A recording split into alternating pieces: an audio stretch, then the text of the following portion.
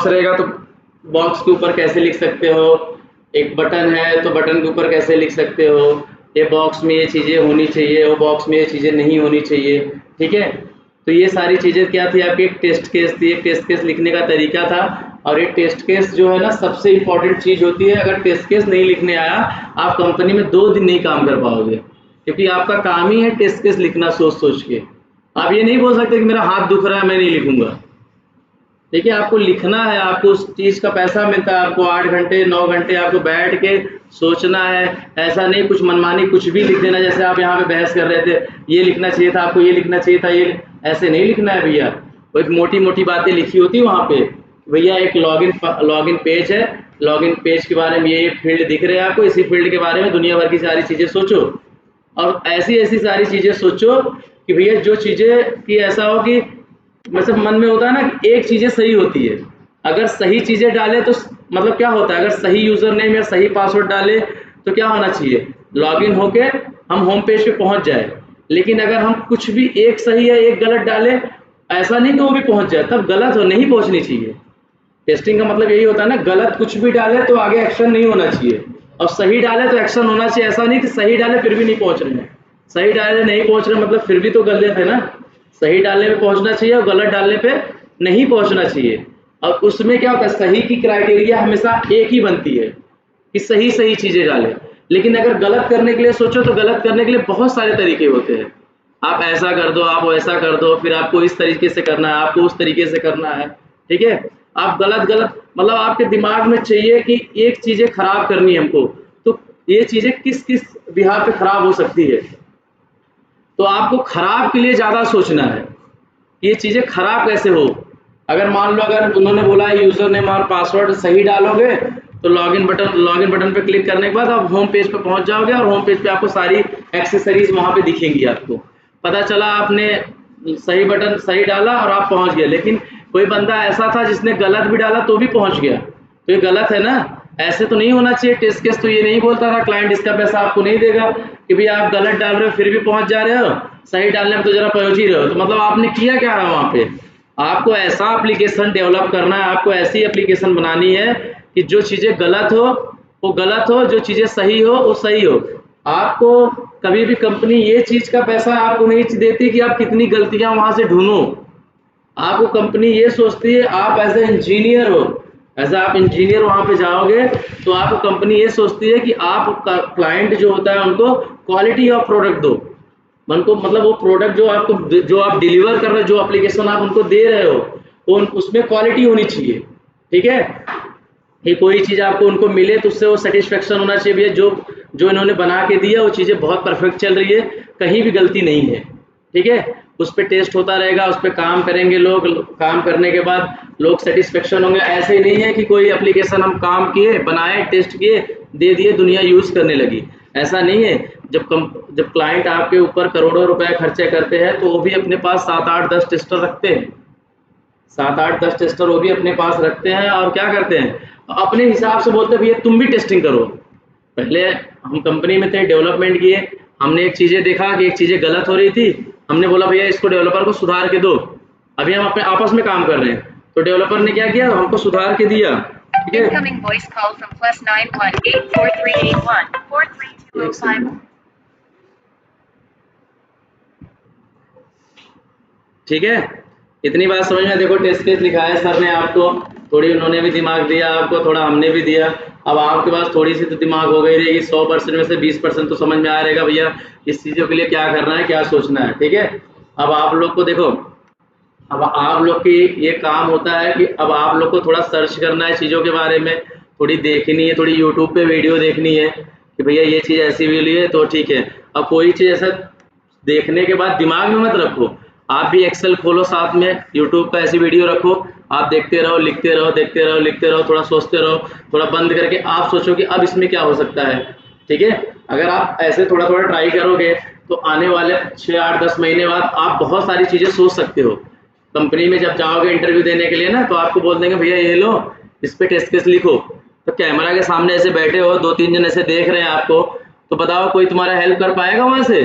तो तुमको तो लिखना है ना, तो तुमको तुम्हारा दिमाग तो चलना चाहिए। जैसे हम वहाँ क्लास में 10 लिख रहे थे, यहाँ पे 4 या 5 तो लिख दे, लेकिन जब खुद से ट्राई किए रहोगे तब तो लिख पाओगे ना, हमेशा नकल मार के लिखे रहोगे कहाँ से कर पाओगे। इसलिए सबको सोचना है, ऐसा नहीं भैया वो लिखा है उसका छाप के लिख लेते हैं, भैया उसका छाप के लिख ले रहा है तो वो तो अपना कर लेगा, तुम्हारा कौन करेगा, तुम्हारा कौन करेगा, तुम तो यहीं रह जाओगे। और देखो क्या होता है, क्लास है, इतनी बड़ी क्लास है, मस्ती तो सब करेंगे भाई, लेकिन जब काम करने जाओगे ना तो काम करने के टाइम जो जहाँ चले जाता है वो इतना परेशान हो जाता है तुमसे बात भी नहीं कर पाएगा। तो इसके लिए आपको भी जाना है वहाँ पे काम करने के लिए, इसलिए सबको सोचना है। देखो जो अच्छे से पढ़ेगा भाई उसका अच्छा होगा, क्योंकि स्टार्टिंग का ही होता है 2-3 महीने। 2-3 महीने अगर आपको बेसिक चीज़ें समझ में आ गई तो यही बेसिक से मिलके ABCD से मिलके तो सेंटेंस बनता है पूरा, तो यही सारी बेसिक चीज़ें वहाँ पे जाके मिलेगी तो आपको लगा अच्छा ये तो है, कोरिलेट कर लोगे आप। लेकिन जब यही नहीं समझ में आएगी, अगर अभी आप नहीं पूछ पा रहे हो, आगे जाके पूछोगे तो आपको 4 दिन में शर्म भी आएगा, अरे यार अभी पुरानी चीज़ें पूछेंगे तो हंसेंगे और या तो सर हमको डांट देंगे, बोलेंगे भाई पहले क्यों नहीं पूछे। इसलिए जो डाउट रहेगा अभी पूछो, अभी जितना मेहनत करना है कर लो आप, ठीक है। तो बाद में आपको टाइम मिलेगा कि नहीं मिलेगा, पता चला कुछ और चीज़ें हो गई, क्लास थोड़ी कम चली नहीं चली, वो तो एक्सेप्शन है भाई, कुछ भी हो सकता है, लेकिन आपको अपना 100% एफर्ट देना है ना। तो ठीक है, आज हम थोड़ा सा एक चीज़ और बताते हैं आपको।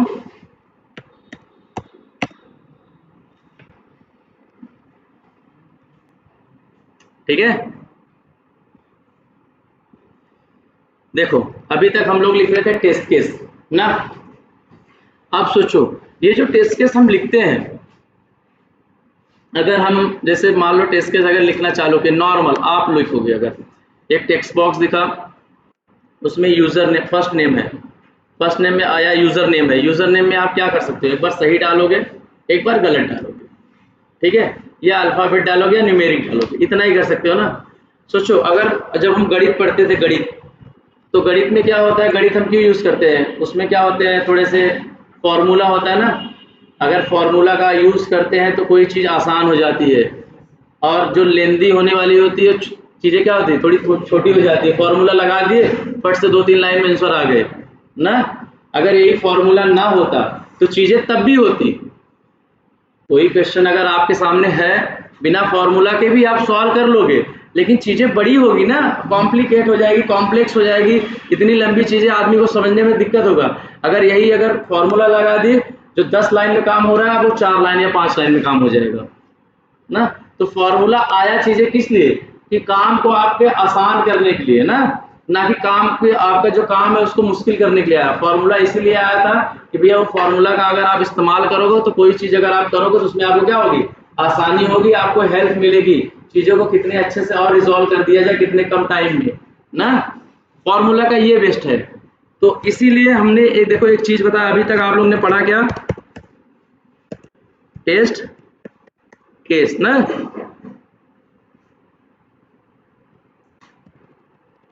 अभी तक आपने पढ़ा टेस्ट केस ना।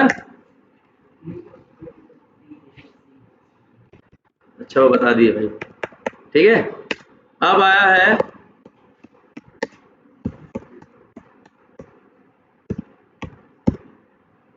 ठीक है, अब एक चीज आई है टेस्ट केस डिजाइन टेक्निक, ठीक है, क्या आई है, टेस्ट केस डिजाइन टेक्निक। अब ये टेस्ट केस डिजाइन टेक्निक है क्या, सोचो, देखो वर्ड में भी है ना, एक टेस्ट केस डिजाइन मतलब डिजाइन करना, टेक्निक मतलब एक तरीका ना, एक फॉर्मूला। अब भैया टेस्ट केस तो पहले भी लिख रहे थे, टेस्ट केस आगे भी लिख रहे थे, लेकिन टेस्ट केस डिजाइन टेक्निक जब आया तो चीजें क्या हो गई, थोड़ी आसान हो गई, हमको टेस्ट केस लिखने में क्या हो गई, थोड़ी आसानी हो गई, ठीक है। इसके पहले भी काम हो रहे थे, अगर ये ना होता तो इसके बाद भी काम होते, लेकिन चीजें उन्होंने क्या किया, कुछ इंप्रूवमेंट किया, कुछ अंदर इन्होंने क्या किया, इनोवेशन किया, कुछ नया चीजें निकाली, तो इन्होंने क्या किया, एक बनाया टेस्ट केस डिजाइन टेक्निक। इसके डिजाइन टेक्निक के बिहाफ पे आप क्या कर सकते हो, आपकी सोचने की शक्ति क्या कर दी, 3 गुना कर दी है। पहले 1 गुना थी, जब से ये टेस्ट के डिजाइन टेक्निक आया पिक्चर में, तो आपकी सोचने की थोड़ी सी क्या हो गई, माइंड थोड़ा ब्रॉड हो गया, आप और चीजें सोच सकते हो, और तरीके से सोच सकते हो, ठीक है। ये कोई टेस्ट केस नहीं है, ये टेस्ट केस को लिखने का एक तरीका है, एक टेक्निक है कि इसकी मदद से हम क्या करते हैं, टेस्ट केस लिखते हैं, किसकी मदद से, टेस्ट केस डिजाइन टेक्निक की वजह से। और मैनुअल टेस्टर जो हम आप जाओगे कंपनी में जाओगे ना, या इंटरव्यू होगा, ये भी क्वेश्चन बहुत इंपॉर्टेंट है, पूछते हैं टेस्ट के डिजाइन टेक्निक के बारे में अवेयर हो, आप जानते हो, तो आपको बताना है टेस्ट के डिजाइन टेक्निक क्या चीज होती है। और टेस्ट के डिजाइन के हिसाब से ही लोग क्या करते हैं, अपना जो मैनुअल टेस्ट है जिसको लिखने का काम है टेस्ट केस, वो क्या करता है, वो टेस्ट केस लिखता है इसी की हेल्प से। किसकी हेल्प से? Test case design technique. ये वर्ड आपको भूलना नहीं है, ये कोई टेस्ट केस नहीं है, ये टेस्ट केस लिखने का एक तरीका है, ठीक है। उसमें जैसे कुछ चीजें हैं, पहला एक होता है आपका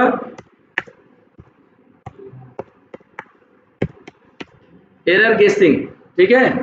एरर गेसिंग का मतलब क्या होता है, एरर को गेस करना, ठीक है, एरर को गेस करना। जैसे मैंने पहले बताया आपको ना कि मान लो कोई टेक्स्ट फील्ड है, कोई टेक्स्ट फील्ड समझते हो ना आप लोग, जो ऐसे होता है रेक्टेंगल फॉर्म में, चार खाने में, उसमें कुछ डालते हो, नंबर डालते हो, कुछ भी डालते हो, जैसे फर्स्ट नेम का दिखता है, ठीक है। दिखाते हैं आपको, एक सेकंड रुक जाओ, यहाँ जाते हैं, हाँ, अब आपको बॉक्स वॉक्स नहीं बोलना है,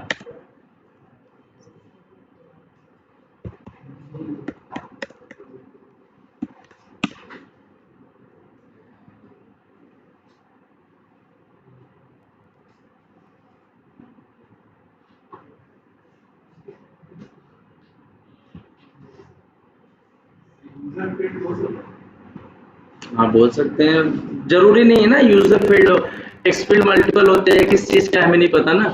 फील्ड में हम नंबर भी डालते हैं, यूजर नेम भी डालते हैं, फर्स्ट नेम भी डालते हैं, लास्ट नेम भी डालते हैं। एक मान लेगा एक टेक्स्ट फील्ड है, अब वो किस चीज का उसमें उसके ऊपर मेंशन हुआ होगा,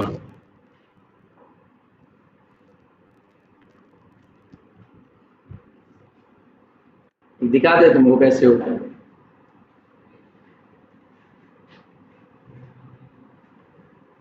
ठीक है।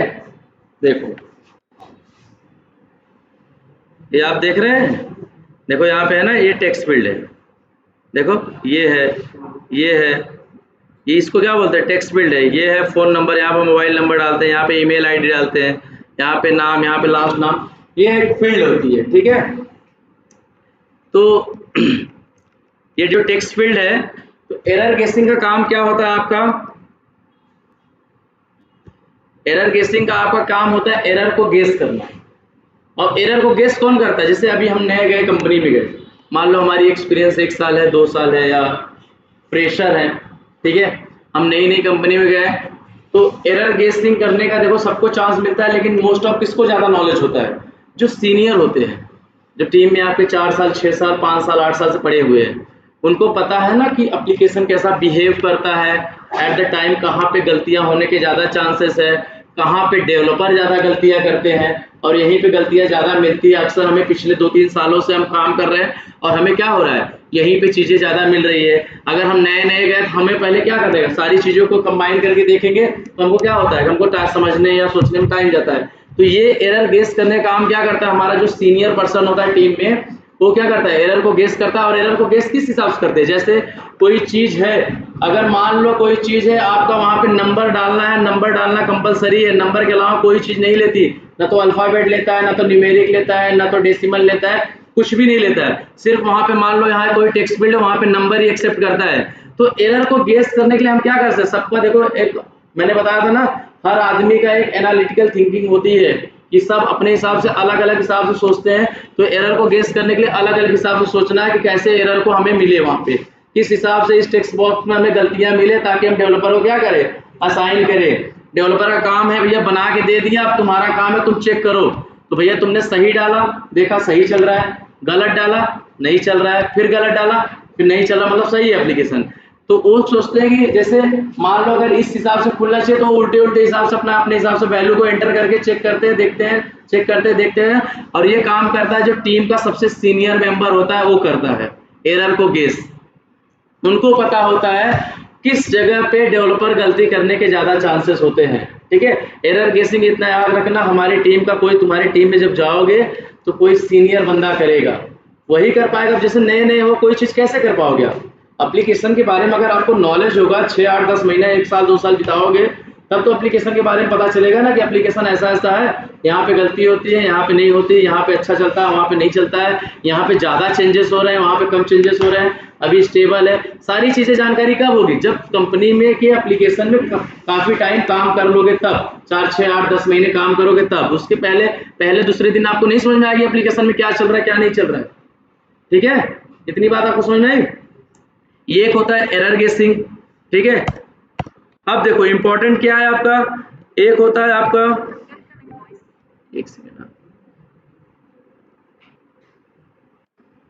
और एक चीज आपका होता है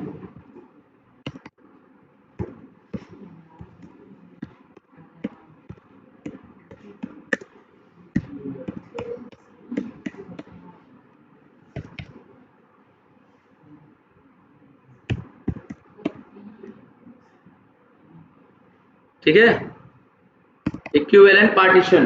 ठीक है, इक्विवेलेंट पार्टीशंस का मतलब क्या होता है, जैसे मान लो जैसे कोई चीज है, ये दूसरी चीज है, देखो कैसे आप टेस्ट केस बारे में सोच सकते हो। इक्विवेलेंट पार्टीशनिंग का मतलब मान लो आपके पास कितने टेस्ट, मान लो आपके पास एक टेक्स्ट फील्ड है। ठीक है, एक क्या आपके पास, एक आपके पास टेक्स्ट फील्ड है और रिक्वायरमेंट ये है कि आपको 1 से लेके कितना 400 तक डेटा आपको चेक करना है। ठीक है, 1 से लेके 400 तक डेटा आपको क्या करना है, चेक करना। भैया ये लो चेक करो और हमें क्या करो 2 घंटे में रिपोर्ट दे दो। कितने में, 2 घंटे में हमें क्या कर दो, रिपोर्ट दो।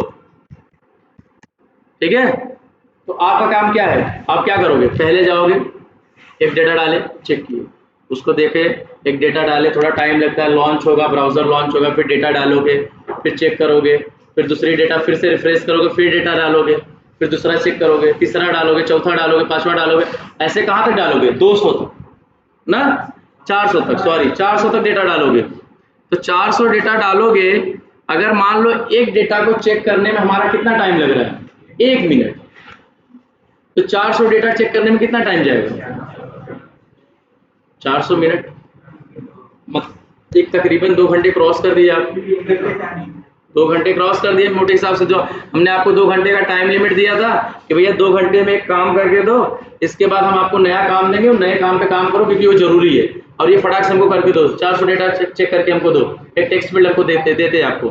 ठीक है, आपने क्या किया, आपने डाला चेक किया, डाला चेक किया, और आपको देखते चेक करते करते आपको तकरीबन, आप लोग बता रहे हैं तकरीबन 4 घंटे तकरीबन हो गए, 2 घंटे का काम है ना। तो काम तो देखो तब भी हो रहे थे, एक डेटा डाल के चेक कर रहे थे तो भी काम हो रहा था। ठीक है, उसमें भी कोई दिक्कत नहीं थी, बस टाइम ज्यादा जा रही थी।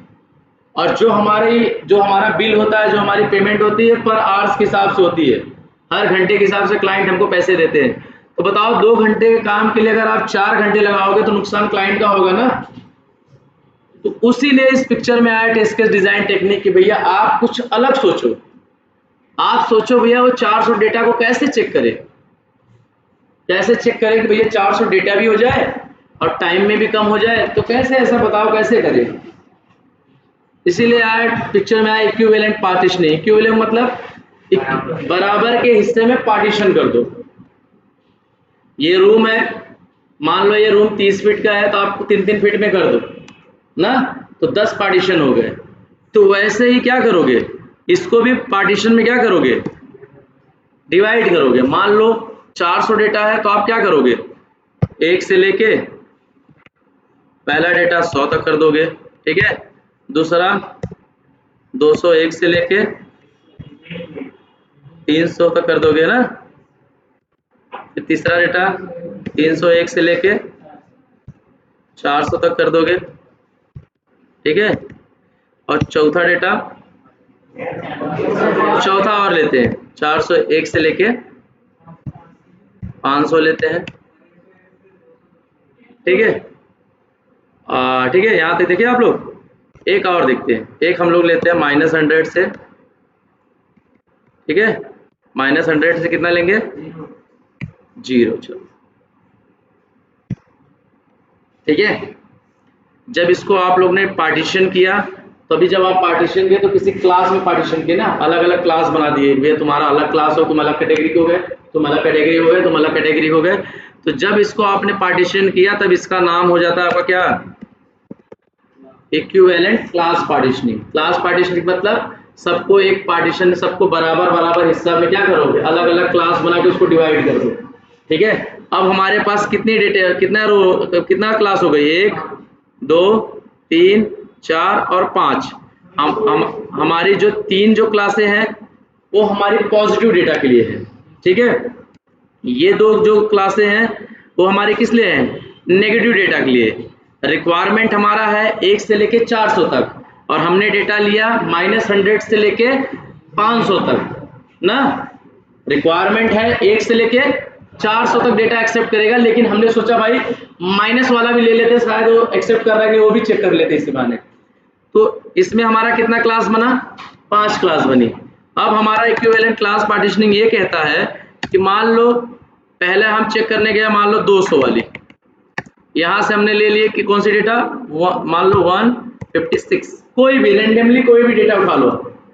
ठीक है, आपने क्या किया, इसको उठाया, टेक्स्ट बॉक्स में एंटर किया, और टेक्स्ट बॉक्स में देखा अगर ये डेटा एक्सेप्ट कर रहा है, अगर डेटा क्या कर रहा है, एक्सेप्ट कर रहा है, तो क्या होगा, पास होगा ना।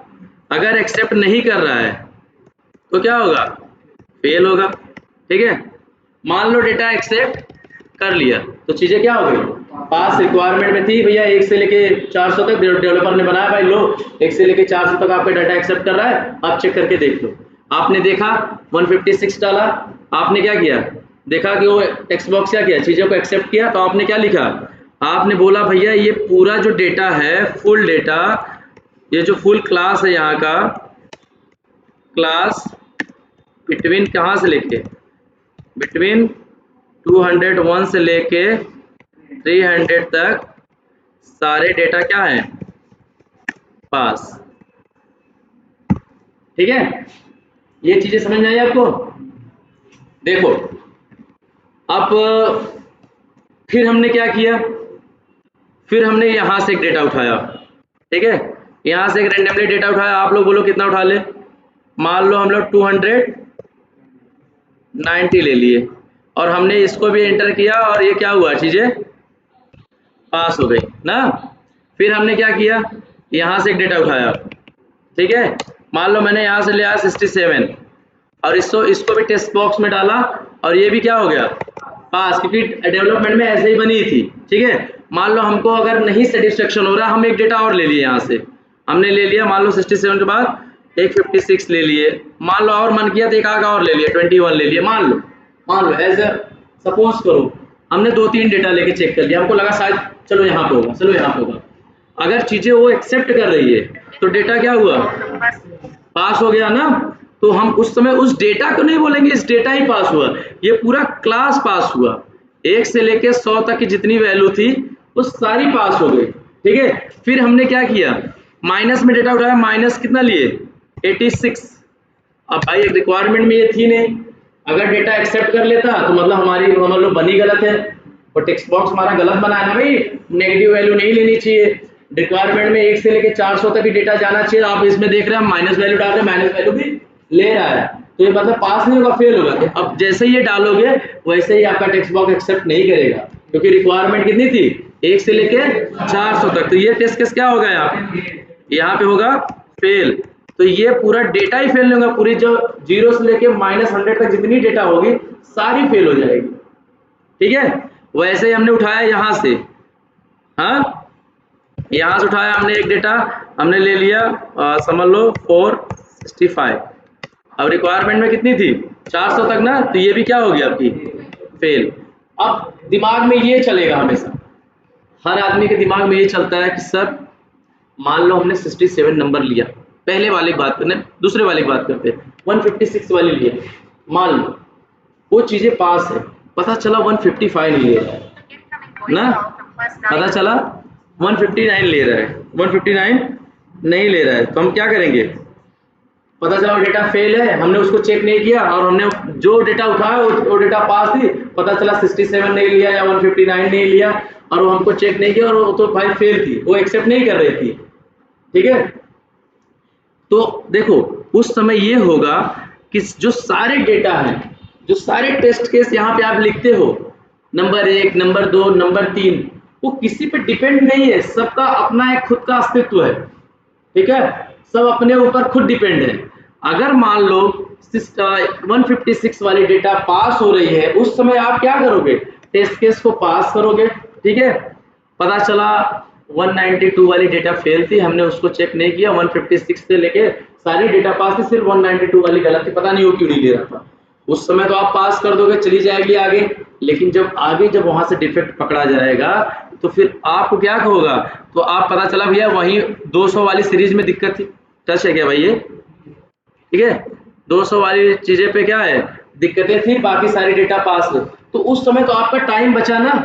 अब कल को अगर काम करने को आया तो 200 से लेके 300 के बीच में ही काम करोगे ना कि 400 300 से लेके 400 में काम करोगे, ना तो 100 से लेके 1 से लेके 100 में काम करोगे ना। ऐसी कभी दिक्कतें आती है तो जब डिफेक्ट आती है कहीं एक आध जगह आती है, कहीं एक आध जगह डिफेक्ट आती है।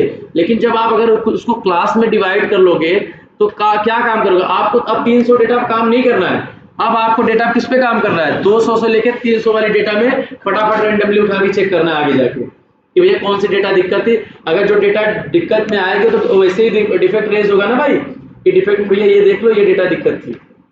ठीक है, तो आप फिर क्या करोगे, फिर से आप डेटा उठाओगे, चेक करोगे, भैया दिक्कत थी बताओगे, दूसरी डेटा उठाओगे, सिर्फ उस क्लास में काम करोगे, ना कि 300 और 400 के बीच में काम करोगे, ना कि 1 से लेके 100 के बीच में काम करोगे। उतना टाइम तो आपका बचा ना।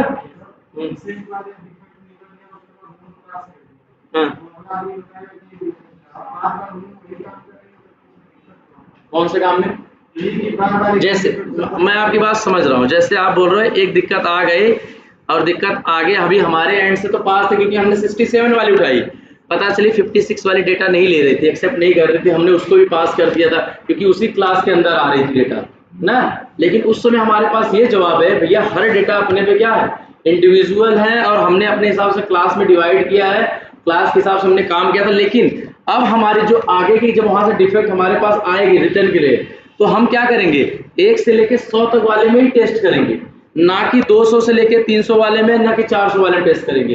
अब हमारा कम से कम 300 डेटा के काम तो कम हुआ ना, 300 डेटा हमें एक ही दो चीजों को टेस्ट करके हमने भेज दिया। बाकी अब हमारा जो काम होगा वो कितने होगा, 100 डेटा के अंदर ही होगा। और ऐसी चीजें बहुत रेयर होती है, आती ही नहीं पहली बात तो। जैसे मान लो कभी इनकेस आ ही गई तो कितने में काम करोगे, 1 से लेके 100 तक ही काम करोगे ना, बाकी तो तुम्हारा उतना टाइम बच गया। अगर एक एक डेटा करते जाओ, चेक करते जाओ, तो 400 डेटा करने में आप बताते हो 4 घंटे गए, और वैसे 1-2 डेटा उठा लिया तो आप 5 मिनट में शायद 300 को हटा दो, 100 डेटा में आपको काम करना है। टाइम बचा ना, टाइम कंज्यूम हुआ आपका, आपको सोचने के और मतलब और ज्यादा तरीके पता चले कि भैया ठीक है यहाँ तक चीजें सही है, और उस समय तो आप पास कर दो क्योंकि आपके हिसाब से तो सही थी, आपने एक डेटा पिक किया था। लेकिन चीजें अगर आगे आगे गलती हुई तो भाई क्लास पार्टीशनिंग में ऐसी गलती होती है क्योंकि सारे को तो बल्क में ले रहे हैं हम, ना कि इंडिविजुअल एक एक डेटा ले रहे हैं। और जब अगर दिक्कत आ भी गई तो अब हम 100 डेटा में ही काम करेंगे, ना कि हम 300 डेटा में जाके घूमेंगे, वे 300 डेटा सब उठा के देंगे, क्योंकि 300 डेटा तो पास ही हो रहे थे। वो बताया भैया 67 नंबर वाली दिक्कत थी, 67 नंबर वाले डेटा उठाया, डाले और उसको भी सही करके 2 मिनट में उसको भी सही करके भेज दिया। इसमें टाइम हमारा बचा ना एक। हाँ नहीं, 5-5 क्यों डिवाइड करोगे, अगर चीजें छोटी है, जैसे अब तो मैंने 400 बताया ना, कहीं कहीं आपके पास 10-10 हजार डेटा होता है, 20-20 हजार डेटा होता है, एक एक डेटा चेक करना पॉसिबल नहीं है। तो हम क्या करते हैं, क्लास बनाते हैं, 500-500 की क्लास बनाते हैं, 500 में रखेंगे, फिर 500 या 1000 की क्लास बनाएंगे, लंबा लंबा क्लास बनाते हैं। ये तो मैं आपको बेसिक समझने के लिए 400 बताया। कहीं कहीं होता है ना कि जितनी बार आप लॉग इन करो, जितनी बार आप साइन अप करो, अलग अलग क्या होना चाहिए, यूजर नेम होना चाहिए। भाई साइन अप करोगे, नया यूजर नेम बनाओगे तो अलग अलग यूजर नेम लेगा ना, नहीं तो साइन इन होने लगेगा, उसका यूजर नेम डालोगे, बोला ऑलरेडी एग्जिस्ट है करके बताएगा, तो अलग अलग यूजर नेम डालोगे तो एक टाइम अगर मान लो कोई एप्लीकेशन है तो कितना यूजर नेम डालोगे, हजारों लाखों यूजर नेम डालने वाले होते हैं ना भाई, ऐसा तो नहीं 10-20 आदमी उस पर काम कर रहे हैं, उस पर काम करने वाले तो बहुत लोग होते हैं। तो हमेशा बदल बदल के ही यूजर नेम होगा, यूनिक होता है। तो उसी हिसाब से डेटा भी है, मान लो आपके पास 10,000 डेटा है और 10,000 डेटा में पता चला भैया अल्फाबेट लेना चाहिए और एक न्यूमेरिक वैल्यू लेना चाहिए, तो आप अल्फाबेट और न्यूमेरिक डाल के आप मतलब उसकी रेंज डाल के आप चेक करोगे उसमें। ठीक है, तो इतनी बात आप लोगों को समझ में आई। टेक्स्ट फील्ड देखो, हाँ मान लो हमने पास कर दिया, सही क्वेश्चन है, हमने पास किया, चीजें आगे गई, चीजें आगे गई, चीजें आगे जाने के बाद हमको पता चला यार, सॉरी यार,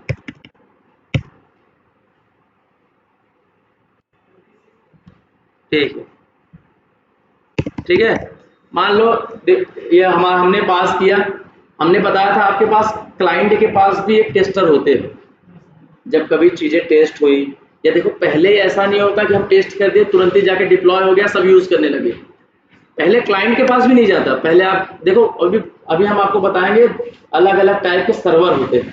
पहले लोकल पे चलेगा, फिर डेव पे चलेगा, फिर प्रोडक्शन पे चलेगा, फिर इन्वायरमेंट चलेगा, इसके बाद कहाँ चलेगा, मतलब ऐसे ऐसे कैटेगरीज होते हैं सर्वर के भी। ऐसे नहीं कि हम यहाँ ये काम कर रहे हैं, किसी काम का नहीं है, ये हमारे काम का हम यूज कर रहे हैं लोकल सिस्टम पे, कोई नहीं एक्सेस कर पाएगा। लेकिन हम इसको कहीं डालेंगे तो वहां पे अगर हमारी टीम यूज करेगी, फिर वो टीम डालेगी कहीं और पे जहाँ पे बहुत सारे लोग यूजर्स करेंगे, और फाइनली जब क्लाइंट अपने हिसाब से पास करता है तब वो डालता है लास्ट में यूएटी सर्वर पे, जहाँ पे लोग यूज करते हैं, पूरी दुनिया यूज करती है। तो उसके भी फेजेस होते हैं, ऐसे नहीं डायरेक्ट चले गए वहां पे, फिर तब तो बहुत बड़ी गलती हो गई भाई। चीजें देखो, एक मैच है, छन्नी है, हर जगह से क्या होती है, गुजर के जाती है। छोटी भी पार्टिकल वहां पे नहीं बचती, हर एक पार्टिकल वहां पे क्लियर हो जाती है, मैच में ही जमा हो जाती है, पूरी छन्नी में हो जाती है। बाद में तो आपको एकदम प्योर पानी मिलेगा लास्ट में, जब वहां पे जाएगा प्रोडक्शन पे, मतलब सब एकदम एकदम परफेक्ट चीजें वहां पे मिलेगी। तो जो चीजें हमको खराब करना है, बिगाड़ना है, भेजे, चेक किए, भेजे, आगे गया, वहां फेल होगा, फिर वहां डेटा नहीं लेता, फिर आपके पास आया, फिर सही करके फिर भेज दोगे, फिर सही हो जाएगा। ऐसे है। आप ऐसा नहीं कि डायरेक्ट क्लाइंट को भेज दोगे, आप भेजोगे, आप किसी सर्वर पे डालोगे, वहां पे चीजें वैसे नहीं एक्सेप्ट करेगी, बोलेगी भैया गलत है। आपको अभी बताएंगे, आगे पढ़ाया जाएगा आपको, किसी सर्वर पे क्लाउड होती है, उस वहां डालेंगे, वहां पर अगर कोई चीजें नहीं लेगी तो वहां पर वैसे एक्सेप्ट हो जाती है, रेड कलर की लाइन आ जाती है, भैया उस चीज को सही करो, उस चीज को सुधार के फिर डाल दो, सही हो गई। क्लाइंट ऐसा नहीं कि तुरंत ही गलत हो गया, क्लाइंट पकड़ेगा, भैया आपको बोले भैया मिस्टेक कर रहे हो, आप मेरे पास गलत गलत चीज भेज रहे हो। ऐसी चीजें बहुत कम, तभी बोलते हैं ना भाई, क्लाइंट के पास ऐसा ना कि गलत चीजें जाए, क्लाइंट के पास जाने के पहले सारी चीजें क्या हो, अच्छे से हमको क्या करना है, उसको बढ़िया से रिकॉल करके, बढ़िया से टेस्टिंग वोस्टिंग करके तब भेजना है उसको, एकदम फ्रेश चीजें। ठीक है, नहीं मैनुअली, अब मैनुअली हम इंटर कर रहे हैं।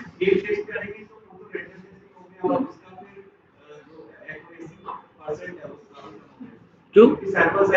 अब देखो, जो ऑटोमेशन ऑटोमेशन आपको बता, ऑटोमेशन का काम देखो क्या है, हम आपको बताते हैं।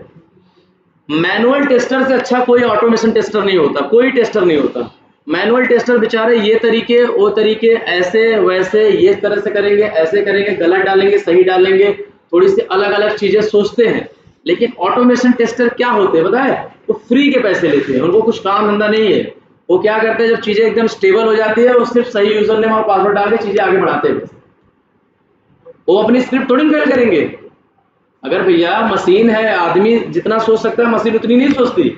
आदमी अगर एक काम, अगर मान लो यहाँ पे मुझे काम करना है, अगर मैंने कमांड दिया है कि मुझे भैया यहाँ पे ये सब चीजें देखना है, और मैंने मशीन को दे दिया, भैया मशीन एक काम करो, आपको 100 से लेके 1 से लेके 100 तक काम करना है, तो मशीन क्या करेगा, 1 से लेके 100 तक ही काम करेगा। लेकिन आदमी रहेगा तो माइनस वाला भी देखेगा, 201 वाला भी देखेगा, कहीं वहां भी तो गलती नहीं है।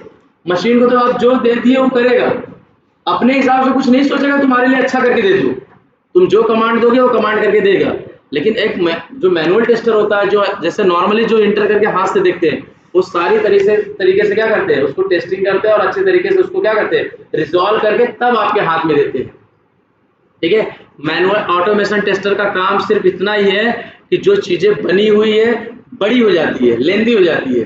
ठीक है, मैनुअली वो चीजें परफॉर्म करना बहुत टाइम लगता है। ऑटोमेशन का काम क्या है, वो चीजें क्या करें, उसको उस हिसाब से कोड लिख देते हैं, तो उस हिसाब से सबको देखते हैं, एक बार फटाफट चले जाता है, 10 मिनट में पूरा काम करके दे देता है। जो काम हमें हाथ से करने में 2 घंटे में लगता है, और 10 घंटे में लगता है, और ऑटोमेशन में उसको क्या करेंगे, मुश्किल से 12 से 15 मिनट में कर देंगे। उसको कोड लिखने में एक बार टाइम लगेगा।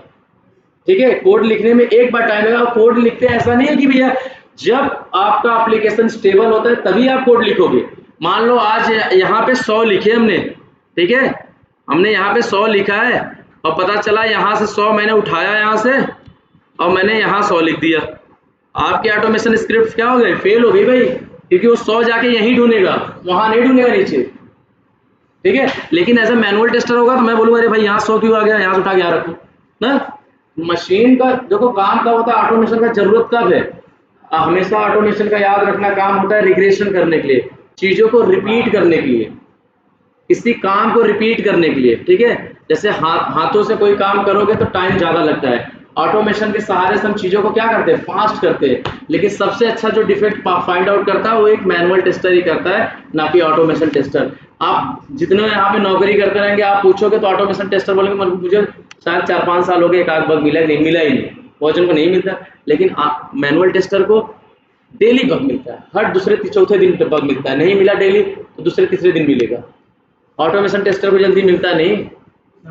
मेरे हिसाब से राहुल सर भी अपने 10-15 साल में 2 ही 4 बार ढूंढने रहेंगे, नहीं तो भी नहीं ढूंढने रहेंगे, क्योंकि चीजें सब स्टेबल हो जाती है, आपको सिर्फ रन करना है। हाँ देखो क्या होता है ना, आप जो चीज सोचना है मैनुअली सोच लो, मैनुअली सोच लो, मैनुअली कर लो। जब एप्लीकेशन हम मान लें स्टेबल हो गए तो आपके लिए ऑटोमेशन की अलग टेस्ट केस बनती है। तो उसमें बोलेंगे भैया आप क्या करो, ये पहला लॉगिन पेज वेरीफाई करो, आप डायरेक्ट यूजर नेम डालोगे, पासवर्ड डालोगे, लॉगिन बटन क्लिक करके आगे पहुंच गए। आपको 3 लाइन लिखनी है। और लेकिन अगर मैनुअल टेस्टर रहेंगे हम, तो हमको उसी 3 लाइन के लिए कम से कम 20 लाइन लिखनी होगी, ऐसे डालो, वैसे करो, ये करो, वो करो। तो अपने हिसाब से सारी चीजें क्या करते हैं, क्लियर करके तभी ऑटोमेशन के हाथ में देते हैं। ऑटोमेशन का काम इसलिए हमेशा मैनुअल टेस्टर क्या होते हैं बेचारे, काम ज्यादा भी करते हैं और परेशान भी रहते हैं, और ऑटोमेशन टेस्टर क्या होती है, इसलिए पहले जब भी कभी काम होगा मैनुअल कभी भी आगे चलेगा, ऑटोमेशन उसके पीछे होता है। मान लो 3 काम है, पहले लॉगिन किए, लॉगिन करने के बाद अकाउंट पेज आया, अकाउंट पेज के बाद हमको अंदर गए, हमको लीड्स वाली पेज दिखी। अगर हमारा मैनुअल काम चल रहा है लीड्स पे, तो हमारी ऑटोमेशन चालू रहेगी लॉगिन पेज की। ऐसा नहीं लॉगिन पेज और मैनुअल चीजें दोनों साथ में चलती है, दोनों साथ में चलेगी, जो डिफेक्ट पाएगा तब तो उसका भी दिक्कत हो गई। जब चीजें पीछे एकदम अच्छे से स्टेबल हो गए, पता चलेगी चेंजेस के चांसेस अब बहुत कम है, अब चेंजेस होने वाले बहुत चांसेस या होंगे ही नहीं, तभी ऑटोमेशन की स्क्रिप्ट लिखी जाती है। हाँ देखो डिफेक्ट ऑटोमेशन में भी मिलते हैं, लेकिन कुछ चेंज होता है तो वहां पे क्या करते हैं, वहां पे अब एक आध 2 वर्ड बस चेंज कर देंगे, सही पूरी स्क्रिप्ट सही हो जाएगी। लेकिन मैनुअल में तो बहुत जगह गलती होती है ना, हर तरीके से। पहली बार एप्लीकेशन डेवलपर आपके हाथ में ही देगा मैनुअल टेस्टर के, बेचारे जब मैनुअल टेस्टर पूरी तरीके से उसका सही कर देंगे, एकदम स्टेबल हो जाएगा, चलने लगेगा, जब सारी चीजें अच्छे से हो जाएगी तब आके ऑटोमेशन के हाथ में मिलती है, भैया अब आप इस पे क्या लिखो, कोड लिखो और उसी हिसाब से इसको चलाओ।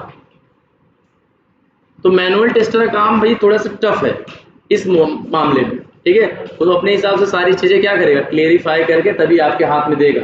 इसलिए हमेशा मैनुअल आगे, उसके पीछे ऑटोमेशन चलता है। मान लो अगर हमारा जैसे टाइम ड्यूरेशन होता है ना, 14 दिन का होता है, किसी का 21 दिन का होता है, ठीक है।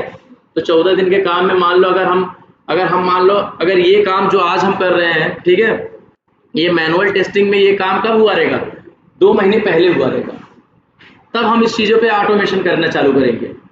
अगर तुरंत करेंगे तो भाई तुरंत गलती है, तुरंत हम भी बिगाड़े, वो भी बिगाड़े, ठीक है।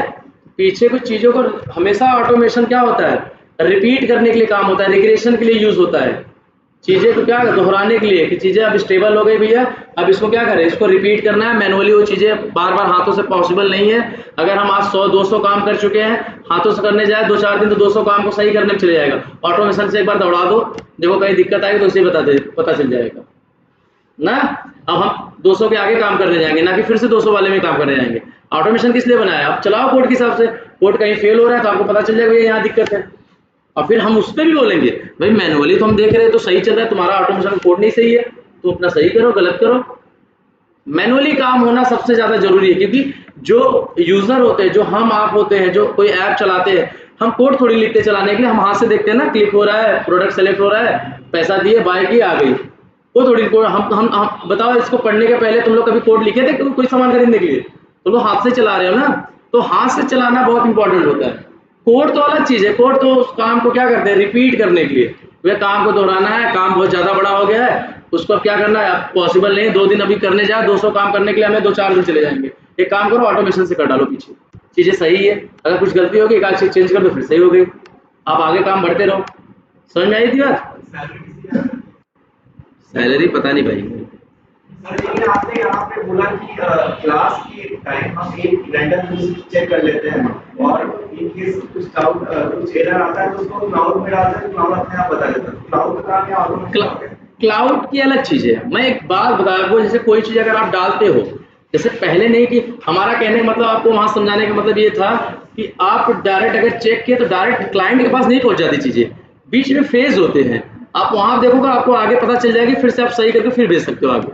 मान लो कि एग्जाम्पल मैंने आपको दिया क्लाउड पे, कोई चीज अगर गलत डालते हो तो वहां पे एक्सेप्ट नहीं करेगा, आपका स्क्रिप्ट फेल होने लगेगा, तो आप फिर सुधारोगे फिर डालोगे सही हो जाएगा। ये हम बोल रहे थे। लेकिन उस काम करने के लिए आपको कितना जाएगा, 2 मिनट या 1 मिनट। लेकिन अगर यही एक एक डेटा करके डालने जाओगे तो आपको वही काम करने में 4 घंटे जा रहे हैं। हमारा समझाने का मतलब ये था कि हाँ टाइम की बचत हुई आपकी ना, टाइम की बचत हुई। अब उस कम टाइम में आपने ज्यादा चीजों को क्या किया, टेस्ट कर दिया, आपका कवरेज ज्यादा हुआ। समझे समझे नहीं समझे? समझो। हाँ कंपनी हायर करती है टेस्टर को पर्टिकुलर इसके मतलब ऑटोमेशन टेस्टर है या फिर टेस्टर ऐसे नहीं, जब हायर करती है ना तो बताती है एज अ, मतलब हमारे टीम में मैनुअल टेस्टर की ज़रूरत है, हमारे टीम में ऑटोमेशन की ज़रूरत है। तो एज अ, अगर आप मैनुअल टेस्टर हो तो ये जानते हैं मैनुअल टेस्टर हो भैया, तो आपको ऑटोमेशन की नॉलेज नहीं है, क्योंकि आपको मैनुअली अभी काम कर, क्योंकि जब भी कंपनी में आप नए नए जब जाओगे तो सबसे पहले आपको मैनुअली कराते हैं चीज़ें, क्योंकि ऑटोमेशन उनके हिसाब से बहुत हाई चीज़ होती है। अब तुम यहाँ पढ़ रहे हैं, तुमको लगता है यार ऑटोमेशन भी तो एकदम ईजी है, लेकिन जब उनके लेवल पे जाओगे, जब अलग इन्वायरमेंट पहुँचोगे, कंपनी में पहुँचोगे, तो ऑटोमेशन टेस्टर बोलते हैं भैया ऑटोमेशन इसको कोडिंग वोडिंग आती है भाई, इसको लॉजिक अच्छा है। हाँ, लेकिन जब आप हायर हो गए, जब पहली बार कंपनी में जाते हो, एज अ फ्रेशर की बात कर रहा हूँ, तो उस टाइम आपको क्या करवाते हैं, मैनुअली करवाते हैं चीज़ें। मैनुअली करो, जब 1 साल 6 8 10 महीने 2 साल कर लोगे तो आपको क्या बोलेंगे भैया, आपको बोलेंगे नहीं, आपको फिर ऑटोमेशन के लिए ट्राई करना है, कोड के लिए आपको सीखना है। अलग अलग ट्यूटोरियल होते हैं, या जैसे क्लास चल रहे हैं हमारे, जैसे क्लास में पढ़ते हैं लोग, पढ़ के ऑटोमेशन सीखते हैं, फिर ऑटोमेशन के लिए अप्लाई करते हैं जब लेकिन हमेशा इतना याद रखना कि ऑटोमेशन टेस्टर से ये उम्मीद रहती है सामने वाले को, उसको ऑटोमेशन प्लस मैनुअल दोनों आता है, क्योंकि वो मैनुअल करके ही ऑटोमेशन में आया है, डायरेक्ट ऑटोमेशन करने नहीं लगा है। तो कंपनियां कभी कभी क्या करती है, आपको ऑटोमेशन टेस्टिंग टीम में हायर करती है, लेकिन अंदर जाके आपको मैनुअली काम करवाती है, और पता चला आपको मैनुअली, पता चला आप बग डिफेक्ट ही नहीं पकड़ पा रहे हो। होते ही ना भाई। अभी मैं अपना ही एक्सपीरियंस बताऊं, अगर कोई मुझे एप्लीकेशन दे दो, अगर 4 डिफेक्ट पकड़ लिया, मान लो घुमा टहरा 4 डिफेक्ट मैंने पकड़ लिए, और यही उठा के मैनुअल टेस्टर को दिखा दो, 15 डिफेक्ट पकड़ दिखा देंगे। वो इतने तेज होते हैं, उनको काम ही वही कर रहे हो, कितने दिन से हम ऑटोमेशन कर रहे हैं, हमको लगता है सब सही सही चल रहा है, क्योंकि हमको हमेशा सही सही मिला है। हम नहीं पकड़, वो बारीक चीजें पकड़ते हैं, क्योंकि ये दिक्कत है, ऐसा है वैसा है। तो मतलब कितना भी हम काम कर ले ऑटोमेशन में, लेकिन मैनुअल टेस्टर जैसा हम इतना अच्छे से सफाई से काम नहीं कर सकते, इतना याद रखो। मैनुअल टेस्टर के मतलब हाथ में कला अलग होती है, वो मतलब उसी के लिए स्पेशलिस्ट बने ही है, डिफेक्ट को फाइंड आउट करने के लिए। ऑटोमेशन काम है सिर्फ, मैंने बोला ना, दोहराने के लिए, चीजें बनी हुई है उस पर चलाते रहो, अपने आप भागते रहेगा स्क्रिप्ट, कहीं फेल हुआ तो वहीं सही कर दो, फिर सही हो गई। लेकिन जो मैनुअल टेस्टर है वो ध्यान से देखते हैं, एक एक चीज देखते हैं, एक एक फॉन्ट देखते हो, एक एक यूआरएल का नंबर देखते हैं कि यहाँ पे चेंजेस हुआ नहीं, वहाँ चेंजेस हुआ नहीं, ये पेज बदला नहीं, ये टेक्स्ट बॉक्स में ये डेटा नहीं जा, तो थोड़ा स्पेस दे दिया तो एक्सेप्ट नहीं कर रहा है, वो सारी चीजें देखते हैं। आप ऑटोमेशन में आप तो वैल्यू डाल दिए, ले लिया, आप नहीं लिया तो आगे बढ़े, आपका काम हो रहा है, बस आप खुश हो, आपको नहीं दिख रहा है डिफेक्ट कहाँ पे है कहाँ पे नहीं है, जल्दी डिफेक्ट पाओगे नहीं। लेकिन मैनुअल टेस्टर फटाक आ जाएंगे उस पर, कोई पेज दे दो, डेवलपर उनको दिया, आपको भी दिया, उनको भी दिया, आप 2 ढूंढने तो आपकी पसीना निकल जाएगी, लेकिन वो 10-12 ढूंढ के दे देंगे फटाफट, इतने शार्प होते हैं मैनुअल टेस्टर। इसीलिए जब कंपनी हायर करती है तो हमेशा ये उम्मीद आपसे रहता है उनको कि अगर आपको ऑटोमेशन टेस्टर आपके हिसाब से उन्होंने हायर किया है तो आपको मैनुअल भी अच्छे से आती होगी। अब आप अगर वहाँ पे मैनुअल पे गए, काम ही नहीं कर पाए तो दिक्कत होगी ना, इसलिए मैनुअल ध्यान से आप पढ़ाया जाता है, ठीक है। और ऐसे बहुत लोगों के साथ हुआ है यहाँ पे कि ऑटोमेशन में जाने के बाद मैनुअली ही काम करते हैं। जितने बच्चे यहाँ पढ़ते हैं ऑटोमेशन के लिए पढ़ते हैं, टोटल बच्चे पढ़ते हैं ऑटोमेशन के लिए, लेकिन जितने सबको पूछोगे सबकी दिक्कत यही है, जो नौकरी कर रहा है, जो नौकरी नहीं कर रहा है, या जो नौकरी के लिए तैयारी कर रहा है, भैया हमको मैनुअल हमारा बहुत कमजोर है, भैया हमारी मैनुअल बहुत कमजोर है, हमको मैनुअल नहीं समझ में आ रहा है, कैसे होगा कैसे नहीं होगा। हाँ, ऑटोमेशन सबको समझ में आ जाता है, भैया क्लिक करना है, एक बटन होती है, क्लिक दबा दो, वहाँ पे लिख दो, क्लिक चल जाती है। लेकिन यहाँ पे अगर देखोगे मैनुअली, अगर अच्छे से घुस के देखोगे ऑर्गेनाइजेशन एक्सपीरियंस के हिसाब से, ये चीज़ें बहुत टफ है। और वहाँ पे हम पढ़ाते हैं तो आपको लगता है बस यही चीज़ें तो करना है, क्लिक करना है, एंटर करना, रॉन्ग डालना है, राइट डालना है, यही करना है। लेकिन अब सही जब ऑर्गेनाइजेशन लेवल के एक्सपीरियंस पे जाओगे तो आपकी चीज़ें और उनके हिसाब से, उनके लेवल की रहेगी, ना कि हमारे लेवल की जिस हिसाब से हम पढ़ रहे हैं। मान एग्री करते हो ना आप लोग? तो इसी हिसाब से वहाँ काम होता है। तो मैनुअल बहुत इंपॉर्टेंट है। और जितने जन क्वेश्चन में, अगर मान लो ऑटोमेशन पढ़ रहे हो, मैनुअल में इंटरव्यू हो गया आपका, 10 क्वेश्चन पूछे, आपने 8 मैनुअल के क्वेश्चन सही सही ऑटोमेशन के दे दिए, एक भी मैनुअल या 2 के मैनुअल के खराब क्वेश्चन दे दिया, आपका इंटरव्यू आप फेल हो जाओगे। मैनुअल तो आपसे वो सोच ही नहीं सकते अगर मैनुअल में कोई गलती करोगे। ठीक है, एक सेकेंड।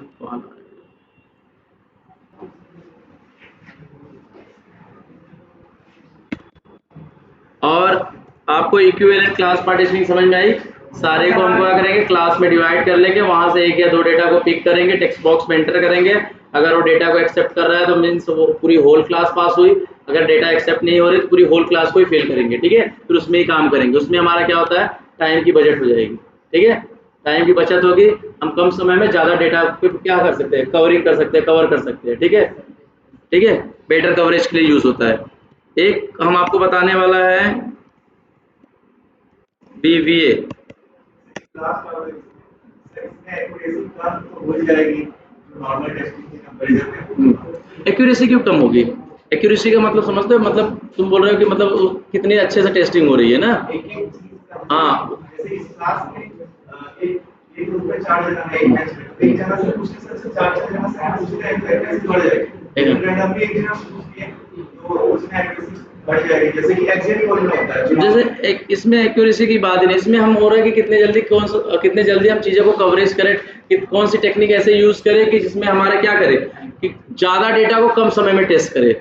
एक्यूरेसी की तो बात यहाँ पे अलग हो गई। ठीक है, ज़्यादा डेटा को कितने कम टाइम में चेक करें, क्योंकि अगर हमको देखो कोई भी चीज़ मिलती है तो टाइम के हिसाब से ही मिलता है। ठीक है, अगर हम उसमें से अगर मान लो अगर एक से लेकर 100 में अगर हम नहीं 100 पे करें, नहीं 2 पे करें, हम 4 पे कर ले, और 4 कहाँ से करेंगे, हमको जहाँ से पता चले कि चीज़ें यहाँ पे गलती होने के चांसेस ज़्यादा हैं, वहीं से हम डेटा को पिक करेंगे और वही डेटा को डालेंगे और हमको पता चलेगा चीज़ें सही है या गलत है।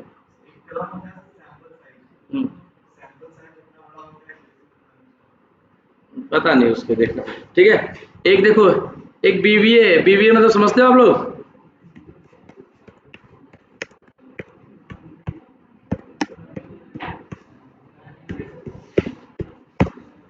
Boundary value analysis. Boundary value analysis मतलब क्या है, देखो वर्ड से ही समझ में आएगा। बाउंड्री की वैल्यू को क्या करना, एनालाइज करना। कोई चीजें हैं, बाउंड्री की वैल्यू को क्या करना, एनालाइज करना। मान लो हमारे पास डेटा है कितना, 1 से लेके, मान लो हमारे पास डेटा है 1 से लेके 10 तक। लेट सपोज कि हमारे पास डेटा है 1 से लेके 10 तक, ऐसे और भी डेटा बोल सकते हैं। मैंने एक रेंडमली डेटा उठाया, 1 से लेके मान लो 10 तक हमारे पास डेटा है। अब हमको क्या करना है, बाउंड्री की वैल्यू को एनालाइज करना है। ठीक है, बाउंड्री की वैल्यू मतलब जो बाउंड्री से लगे हुए हैं, 1 और 10 से लगे हुए डेटा है। क्यों, हमको ऐसा पता चला भैया कि जो गलतियां होती हैं वो अक्सर स्टार्ट और एंड में होती है। ठीक है, बीच में चीजें सही होती है। तो उसके लिए एक टेक्निक आई भैया कि बाउंड्री वैल्यू एनालिसिस अपनाओ, और आप स्टार्ट और एंड की चीजें करो, बीच की चीजें पे ज्यादा ध्यान मत दो, क्योंकि गलतियां होने के चांसेस कहाँ पे है, स्टार्ट और एंड में। कुम्हार देखो घड़ा बनाता है, जब स्टार्ट में मिट्टी उठाता है तो वहां पे चीजें थोड़ी सी ऐसे होती है ना कि थोड़ी सी दिक्कतें होने की जरूरत चांसेस ज्यादा होती है, और लास्ट में मिट्टी खत्म होने के चांसेस ज्यादा होते हैं।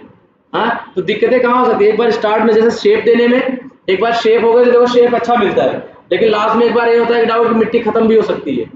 तो दिक्कतें कहाँ होती है, एक स्टार्ट और एंड में ना। हमको पता चली भैया गलतियां कहाँ होने के चांसेस ज्यादा है, स्टार्ट और एंड में। तो उन्होंने बोला भैया एक टेक्निक और है इसके लिए, उसको बोलते हैं बाउंड्री वैल्यू एनालिसिस। इसका मीन्स है, मतलब ये है कि बाउंड्री की वैल्यू को एनालाइज करना, बाउंड्री की वैल्यू को टेस्ट करना। ठीक है, इसी को बोलते हैं बाउंड्री वैल्यू एनालिसिस। इसके लिए क्या है, एक फॉर्मूला है, आप लोगों ने पढ़ा होगा। मान लो इसको हमने 1 को क्या माना, ए ना। मान लो हमने इसको मान लिया ए और इसको मान लिया क्या, बी। ठीक है, ए मान लिया और बी मान लिया। अब ए की वैल्यू कितनी थी, 1। ठीक है, और a माइनस 1 कितना होगा, a माइनस 1 मतलब ए की वैल्यू 1 है, 1 माइनस 1 कितना, तुमको फॉर्मूला दिखा दे। देखो एक होती है, ये समझ लो हमने एक a हो गया, एक हो गया a -1 a +1, ऐसे ही क्या हो गया b -1 b और b +1। अब a -1 कितना हो गया, मतलब पहले a कितना हो गया, a 1, a की वैल्यू 1 है, 1 - 1 0 ना, समझ में आ रहा है कि नहीं, और 1 + 1 मान लो 2 ना। ऐसे ही b की वैल्यू कितनी है 10, और b -1 10 - 1 कितना 9, और b +1 10 + 1 कितना होगा 11। ठीक है। अब देखो हमें डेटा कौन सी मिली है, बाउंड्री मिली है ना भैया। हमने क्या लिया, एक से जो सटे हुए थे क्या थे, 0 थे, एक थे और एक के बाद वाली थी ना, और एक क्या था b क्या था 10 था, 20 से सटा हुआ कितना था 11 और 9 था। अब हमें बीच की डेटा 8 7 6 5 4 3 2 को टेस्ट करने की जरूरत नहीं है, हमें बाउंड्री की डेटा को एनालाइज करना है, सिर्फ बाउंड्री वैल्यू एनालिसिस करनी है। ठीक है, तो हम क्या करेंगे, इसी डेटा को टेस्ट करेंगे, ना कि बीच की जितनी डेटा आ रही है उसको। ठीक है, जैसे अब इस डेटा को देखो आप, अब ऐसे मान लो हमारे पास 200 डेटा है, हमको टेस्ट करना है भैया, हमको क्या करना है भैया, अभी हमें इसको क्या करना है, बाउंड्री वैल्यू एनालिसिस करना है। तो हम डायरेक्ट क्या करेंगे, 0 1 2 और 200 रहेगा तो 199 200 और 201। हम सिर्फ उसी डेटा को चेक करेंगे हमको, क्योंकि पता है कि गलतियां कहाँ होने के चांसेस ज्यादा है, कि वहां पे मैनेजर बोला भैया देखो बाउंड्री वैल्यू एनालिसिस करके देखो यार, सारी चीजें वहां पे गलती हो सकती है। तो बाउंड्री वैल्यू एनालिसिस का आपको पता चलना चाहिए कि भैया बाउंड्री वैल्यू एनालिसिस मतलब बाउंड्री की वैल्यू को टेस्ट करना, ना कि बीच की वाली। जैसे मैनेजर अगर बोलते आपको नहीं समझ में आया तो उसमें आप नहीं कर पाओगे ना। वैसे अगर आपको पता है बाउंड्री वैल्यू एनालिसिस, तो आपको बीच से लेना देना ही नहीं है, आपको सिर्फ क्या है, कॉर्नर की डेटा देखना है, एकदम कॉर्नर की, इस साइड की कॉर्नर और उस साइड की कॉर्नर की, 2 3 3 डेटा उठाओ, ना कि पूरी डेटा को। तो उसमें भी टाइम आपका बचा ना। ठीक है, तो ये होता है क्या आपकी बाउंड्री वैल्यू एनालिसिस। तो अभी आप लोग ने क्या देखा, 3 चीजें देखा ना, एरर गेसिंग और इक्विवेलेंट क्लास पार्टीशनिंग, और क्या देखा, बाउंड्री वैल्यू एनालिसिस। ठीक है, ये 3 चीजें आपको समझ में आई, थोड़ी आप लोग ट्राई करना। 2 चीजें और बची है, हम 2 चीजें कल बताएंगे आपको, और इसको बताने के बाद हम आपको टेस्ट केस लिखवाएंगे। देखो अब इसको यूज करने के बाद वही तुम्हारा टेक्स्ट फील्ड, वही टेक्स्ट बॉक्स, वही नंबर, वही बटन, देखो इस पे कितने टेस्ट केस इसकी मदद से हम लिख सकते हैं। पहले हम 4 लिखते थे, अब उसी टेक्स्ट बॉक्स में हम 10 20 लिख सकते हैं एक ही में। कहाँ पे, कोई डेटा 1 से स्टार्ट है तो 0 के लिए क्या लिखें? 0 से मतलब 1 से स्टार्ट है। हाँ, जहां से स्टार्ट करोगे उसका एक पहले और उसके एक बाद। जैसे 1 से स्टार्ट है 0 लिए, अगर 0 से स्टार्ट हो माइनस कितना लेते हैं। हाँ